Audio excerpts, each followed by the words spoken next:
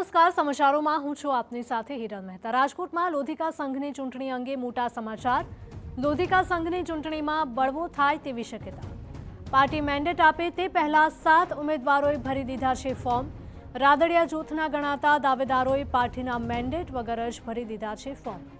નીતિન ચોવટિયા, અશ્વિન લિંબાસિયા, મનસુખ સરધારા, વિજય સખિયાએ ભર્યું છે ફોર્મ। મહેશ આસોદરિયા, સંજય અમરેલિયા અને નરેન્દ્ર ભુવાએ મેન્ડેટ વગર જ ફોર્મ ભર્યું। પાર્ટી દ્વારા મેન્ડેટ આપ્યા બાદ જો ફોર્મ પરત નહીં ખેંચાય તો યોજાઈ શકે છે ચૂંટણી। ભાજપ પાર્ટી કાર્યાલય ખાતે નેતાઓનું જમાવડો। કે 15 લોકોના ફોર્મ ભરાવાના છે નિયમ પ્રમાણે, અને જે 15 લોકોને પાર્ટી મેન્ડેટ આપશે એ માન્ય રહેશે। એમાં અરવિંદભાઈનું મેન્ડેટ ન આવે તો અરવિંદભાઈ પાર્ટી સાથે રહેશે। રાજકોટ લોધિકા સંઘની ચૂંટણીમાં ફોર્મ ભરવાનો આજે છેલ્લો દિવસ છે ને છેલ્લા દિવસે મેન્ડેટ માટે અત્યારે જે પ્રકારે તમામ જે દાવેદારો છે તે રાહ જોઈ રહ્યા છે। જો કે પાર્ટી દ્વારા ભારતીય જનતા પાર્ટી દ્વારા આદેશ આપવામાં આવ્યો છે કે જે પણ દાવેદારો છે તે પોતાના દાવેદારી ફોર્મ ભરે અને ત્યારબાદ જે ભારતીય જનતા પાર્ટી જે લોકોને મેન્ડેટ આપશે તે લોકો ફોર્મ ભરવા જાય। અત્યારે જે પ્રકારનો ઉત્સાહ છે તે જોવા મળી રહ્યો છે। મોટી સંખ્યામાં જે દાવેદારો છે તે અહીં પહોંચી રહ્યા છે અને પોતાના ફોર્મ છે તે ભરી રહ્યા છે। કુલ 15 જેટલી જે બેઠકો છે તે માટેની જે ચૂંટણી છે તે યોજાવાની છે ને તે પહેલાં જે રાજકારણ છે તે ગરમાયું છે। કારણ કે રાજકોટ લોધિકા સંઘ સહકારી ક્ષેત્ર છે અને સહકારી ક્ષેત્રમાં જે પ્રકારે જે સિનિયર આગેવાનો છે તેઓ પોતાના જે ટેકેદારો છે, પોતાના દાવેદારો છે તેને ઉમેદવારી કરાવવા માટે મથી રહ્યા છે ને ગાંધીનગર સુધીનું આ લોબિંગ છે તે ચાલ્યું છે। જે પ્રબળ દાવેદાર જે આપણી સાથે છે નીતિનભાઈ ઢાકેચા। નીતિનભાઈ શું કહેશો, જે પ્રકારે મેન્ડેટની રાહ જોઈ રહી છે પરંતુ દાવેદારો ફોર્મ છે તે ભરી રહ્યા છે અત્યારે પાર્ટીએ જેટલા લોકોએ દાવેદારી કરી હતી એ લોકોને અત્યારે અહીં બોલાવવામાં આવ્યા છે।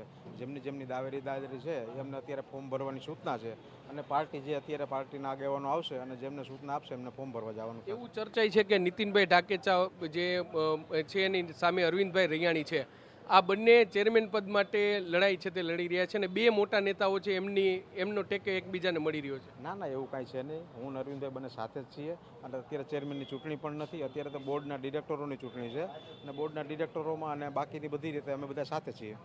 એટલે સાથે હોવાનો દાવો છે તે કરી રહ્યા છે।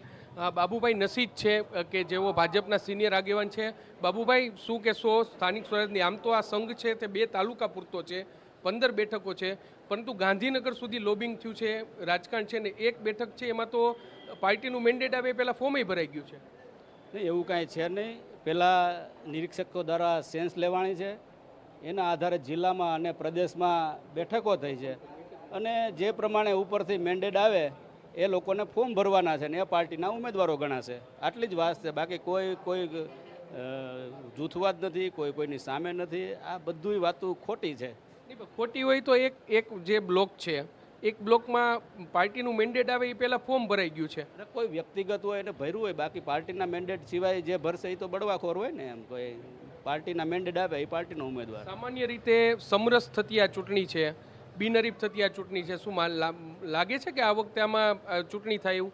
ના બિનહરીફ જ થાય છે, આ ચૂંટણી બિનહરીફ થશે। બિનહરીફ થશે પણ એટલે ભાજપના જે આગેવાનો છે તેઓ પણ દાવો કરી રહ્યા છે કે આ ચૂંટણી છે તે બિનહરીફ થશે। પરંતુ જે પ્રકારનો માહોલ સર્જાયો છે, આજે ફોર્મ ભરવાનો છેલ્લો દિવસ છે ને અંતિમ ઘડી સુધી જે મેન્ડેટ છે તે આવ્યા નથી।